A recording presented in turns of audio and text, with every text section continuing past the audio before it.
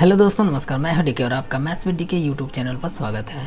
तो हम लोग साइंस की प्रैक्टिस कर रहे हैं, जिसमें आपको एक क्वेश्चन दिख रहा होगा। साइंस का क्वेश्चन है। तो इस क्वेश्चन में हम लोग कैसे इसका एनालिसिस किस तरह से करने वाले हैं। तो इसमें जितने भी जो भी साथ में ऑप्शन मिलेंगे, उनके बारे में जो भी फैक्ट्स हैं, जितने भी फैक्ट्स उससे रिलेटेड हैं, उनको भी हम लोग साथ में डिस्कस करते चलेंगे। यहाँ पर पहला क्वेश्चन हम लोग पढ़ते हैं, ज़्यादा टाइम वेस्ट किए बगैर। तो पहला क्वेश्चन क्या है कि रेडियो एक्टिविटी की खोज किसने की थी। तो सबसे पहले देखो, आप इस क्वेश्चन को देखने के बाद सिर्फ आप इस क्वेश्चन का आंसर बता ले जाएं, इतना सफिशिएंट नहीं है। आपको कम से कम इससे रिलेटेड जितने भी फैक्ट हो सकते हैं उतना तो आना ही आना चाहिए, क्योंकि ये प्रीवियस ईयर का क्वेश्चन है। तो ये एग्जाम में एक बार आ गया है, तो हो सकता है कि इससे रिलेटेड ही इसके अगल बगल से ही कुछ क्वेश्चन मिल जाएँ, आ जाएँ। तो ज़्यादा पॉसिबिलिटी तो यही बनती है। बहुत कम ही चांस होते हैं कि जो सेम टू सेम क्वेश्चन रख देते हैं उतने, ठीक है। जो प्रीवियस ईयर के क्वेश्चन होते हैं वो आते हैं, लेकिन उनकी थोड़ी पॉसिबिलिटी कम होती है।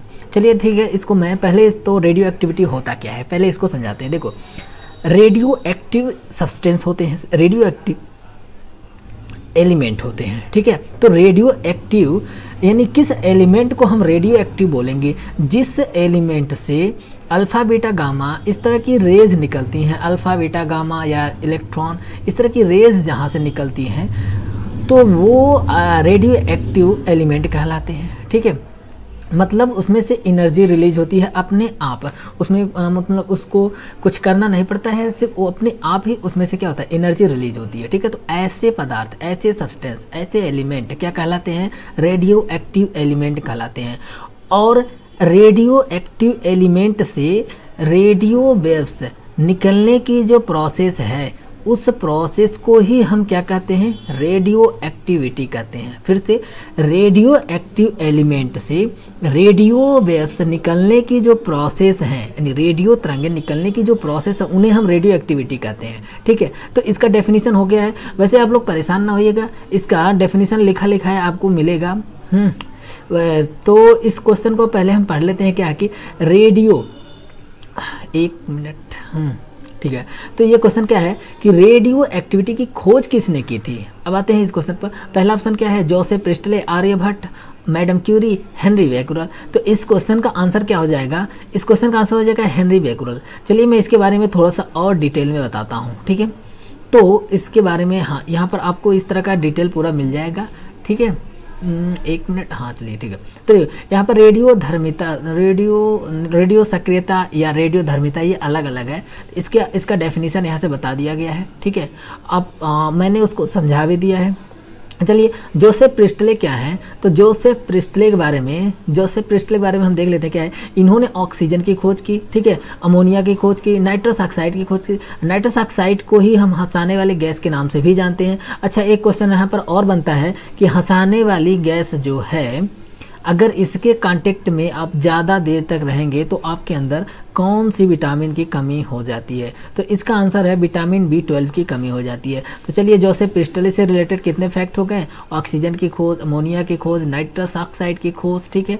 और एक चीज़ से एक और फैक्ट मिला है कि अगर नाइट्रस ऑक्साइड के कॉन्टेक्ट में ज़्यादा देर तक रहते हैं तो आपके अंदर विटामिन B12 की कोबालामीन नामक विटामिन की कमी हो जाती है, ठीक है। B12 को किस नाम से जाना जाता है, कोबालामीन नामक, ठीक है, कोबालामीन के नाम से जाना जाता है। अच्छा, मैडम क्यूरी के बारे में थोड़ा सा फैक्ट जान लेते हैं। तो नोबेल पुरस्कार जीतने वाली पहली महिला है। पहला क्वेश्चन तो इनका ये हो गया, ठीक है।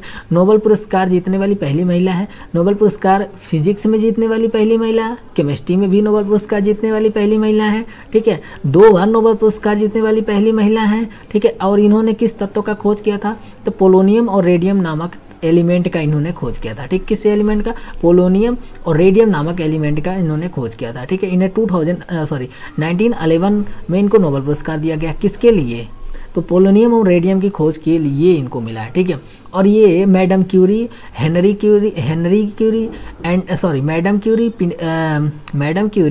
Pierre Curie and Henri Becquerel, ये तीनों लोग मिलकर यानी जो केमिस्ट्री में नोबेल पुरस्कार दिया गया है, तीनों लोगों को शेयर करना पड़ा है, ठीक है।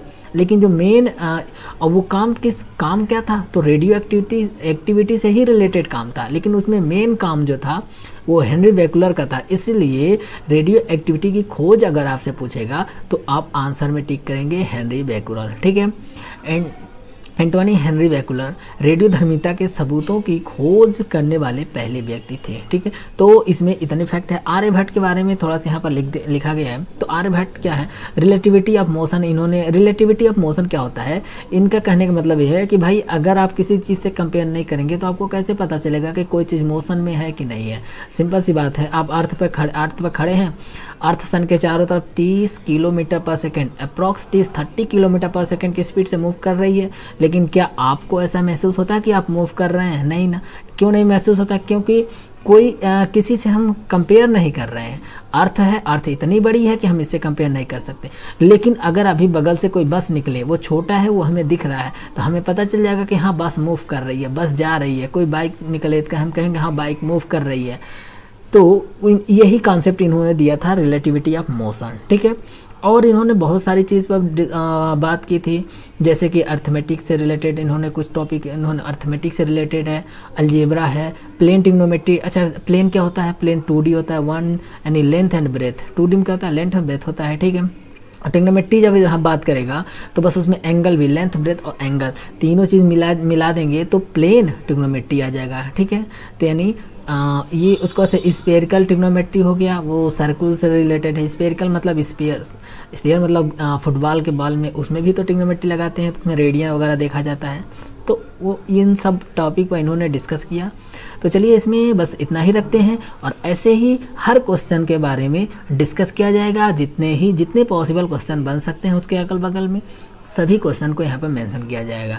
अगर आपको वीडियो अच्छा लग रहा है तो नए हैं तो चैनल को सब्सक्राइब कर लीजिए, और लाइक करना, वीडियो को लाइक करना, शेयर करना, ये सब काम आप करते रहिए, ठीक है।